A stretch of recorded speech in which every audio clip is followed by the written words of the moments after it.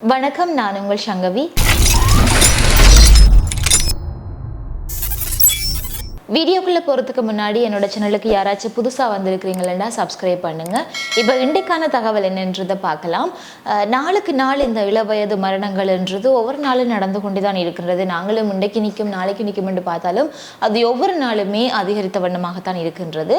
காரணங்கள் மட்டும் மாறி மாறி வந்து கொண்டிருக்கின்றது. அந்த அடிப்படையில் பார்த்தீங்கன்னா இன்னொரு சோகமான சம்பவம் ஒன்று தமிழர் பகுதியில் நடந்திருக்கிறது. நேற்றைய தினம் பார்த்தீங்கன்னு சொல்லி முல்லைத்தீவு குமுளமுனை பகுதியை சேர்ந்த சதா சிவம் முரளிதரன் எனப்படுகின்ற 28 வயதான இளைஞர் ஒருவர் தான் விபரீதமான ஒரு முடிவு எடுத்து தற்கொலை செய்து உயிரிழந்திருக்கின்றார்.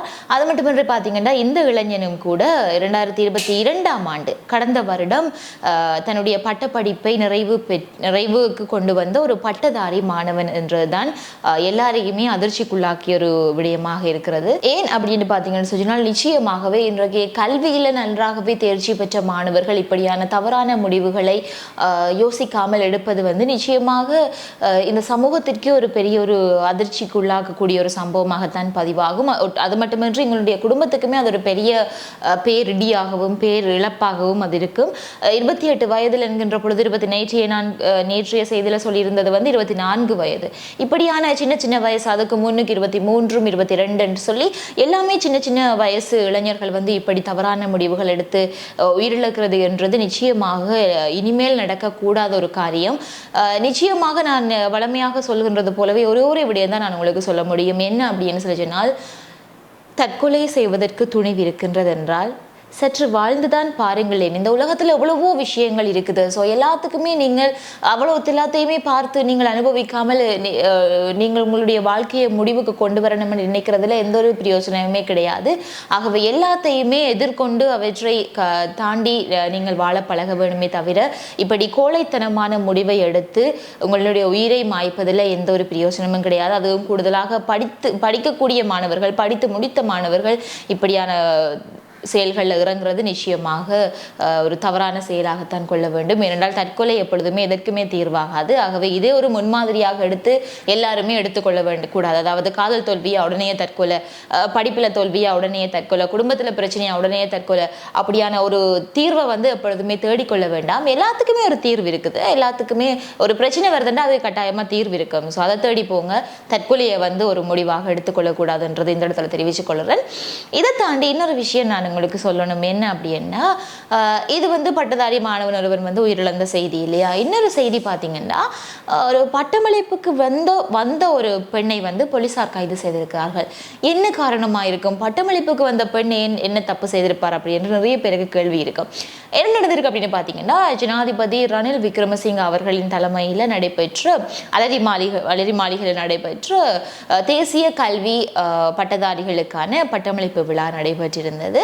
அதன் போது பார்த்தீங்கன்னு சொல்லிச்சுனால் நிறைய பட்டதாரி மாணவர்கள் அங்கே வந்திருந்தார்கள். இதே சமயத்தில் ஒரு பெண்ணுமே அங்கே வந்திருந்தார். அதாவது அந்த பட்டமளிப்பு விழாவில் பங்கு பெற்றதுக்காண்டி வந்திருந்தார். இந்த குறிப்பிட்ட பெண் பார்த்தீங்கன்னு சொல்லிச்சுனால் கிண்ணியா குட்டிக்கராட்சி பகுதியை சேர்ந்த 27 வயதுடைய பெண். சரி, இந்த பெண்ணை ஏன் கைது செய்தார்கள் என்கின்ற இந்த விடயத்தை நீங்கள் அந்த தகவலை நீங்கள் தெரிஞ்சு கொண்டீங்களா இருந்தால் நிறைய பேர் ஐயோ இப்போ நாமளும் இப்போ கைதாவமோ தெரியலையே என்ற ஒரு பயம் உங்களுக்குள்ள வரும். சரி, அப்படி என்ன காரணம் என்றதை சொல்லிடுறேன்.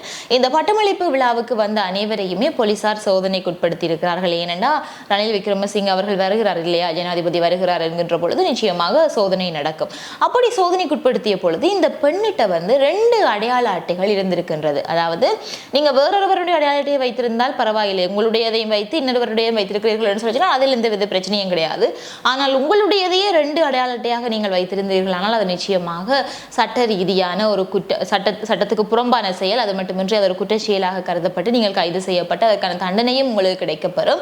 அப்படி இருக்கிற பொழுது இந்த பெண் 2 அடையாள அட்டைகளை வைத்திருந்த குற்றச்சாட்டில் தான் கைது செய்யப்பட்டிருக்கிறார்.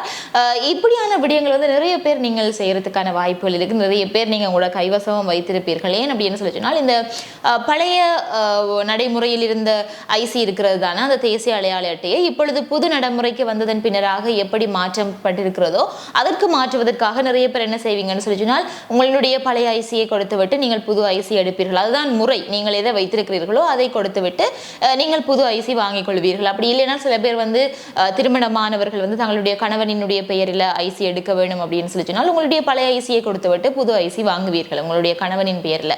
அதே தான் மற்றவர்களுக்குமே நடக்கும். ஆனால் இதுவே நீங்கள் தொலைந்து விட்டது அப்படின்னு சொல்லி சொன்னால் அதற்கான போலீஸ் ரிப்போர்ட் எடுத்துக்கொண்டு போய் நீங்கள் கொடுப்பதனூடாக உங்களுக்கு புதிய ஐசி கிடைக்கும். ஆனால் இங்கே சில பேர் என்ன செய்வார்கள் அப்படி என்றால் பழைய ஐசியை வைத்திருப்பார்கள். ஆனால் புது நடைமுறைக்கு இருக்கின்ற ஐசியை பெற்றுக்கொள்வதற்காக அல்லது புதிதாக ஒரு ஐசியை பெற்றுக்கொள்வதற்காக அந்த ஐசி தொலைந்து விட்டதாக போலீஸ் ரிப்போர்ட் எடுத்து அதன் பின்னராக போயிட்டு புது ஐசி எடுத்துக்கொண்டு வருவார்கள். அப்படி இருக்கிற பொழுது அந்த பழைய ஐசியையுமே தங்களுடைய கைவசமே வைத்திருப்பார்கள்.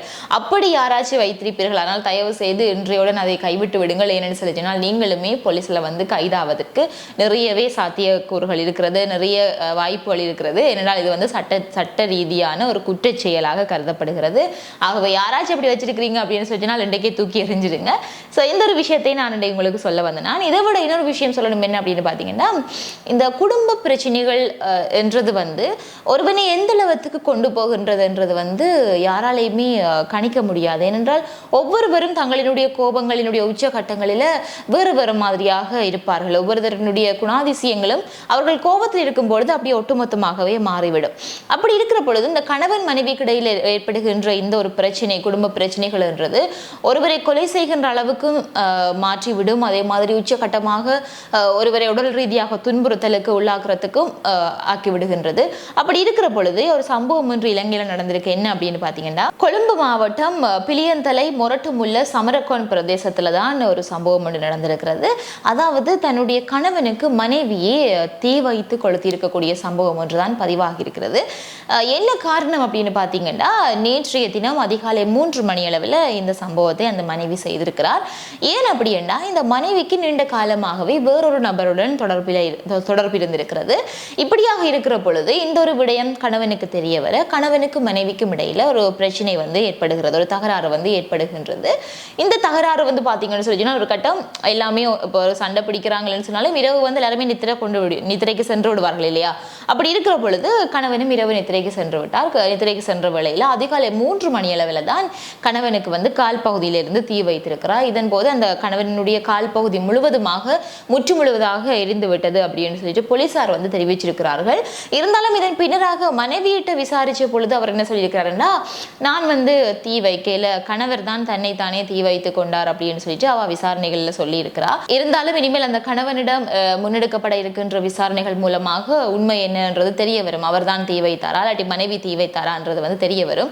நிச்சயமாக இந்த குடும்ப தகராறுகள் என்றது அண்மை காலங்களாக நிறையவே நடந்து கொண்டிருக்கிறது. எப்பயுமே கோபத்தில் ஒரு முடிவு எடுக்கக்கூடாது. உங்களுக்கென்ற ஒரு குடும்ப உறவுகளுக்குள்ள செல்லுகிறீர்கள் சொன்னால் அங்கு உண்மைத்தன்மை இருக்க வேண்டும். இப்படியான தவறான உறவுகளால் உங்களுடைய குடும்ப வாழ்க்கையை எப்பொழுதுமே பாழாக்கி விடக்கூடாது. உங்களுடைய கணவனையே கொல்லுகின்ற அளவிற்கு உங்களுக்கு அந்த ஒரு உறவு வந்து முக்கியமாக இருக்கிறதுன்ற பொழுது அதை விட்டு விலகி விடுவதே சாலை சிறந்ததாக இருக்கும். ஆகவே குடும்ப தகராறுகள் என்றது இருவருமே பேசி முடித்து கொள்ள வேண்டிய ஒரு விடயம். இதனை வந்து பெருசாக்கி 2 பேருமே சண்டை பிடித்து 2 பேரும் கொலை செய்கின்ற அளவுக்கெல்லாம் போகின்ற அளவுக்கு நீங்கள் விட்டுவிடக்கூடாது என்றதுதான் என்னுடைய கருத்தாக இருக்கிறது. ஸோ இது தொடர்பான உங்களுடைய கருத்து என்னன்றதை கமெண்ட் பாக்ஸில் வந்து சொல்லுங்க. இந்த வீடியோ உங்களுக்கு பிடிச்சிருந்துச்சுன்னா லைக் பண்ணுங்க, ஷேர் பண்ணுங்க, மறக்காம சப்ஸ்கிரைப் பண்ணுங்க. இதே மாதிரி இன்னும் ஒரு வீடியோவில் நான் உங்களை சந்திக்கிறேன்.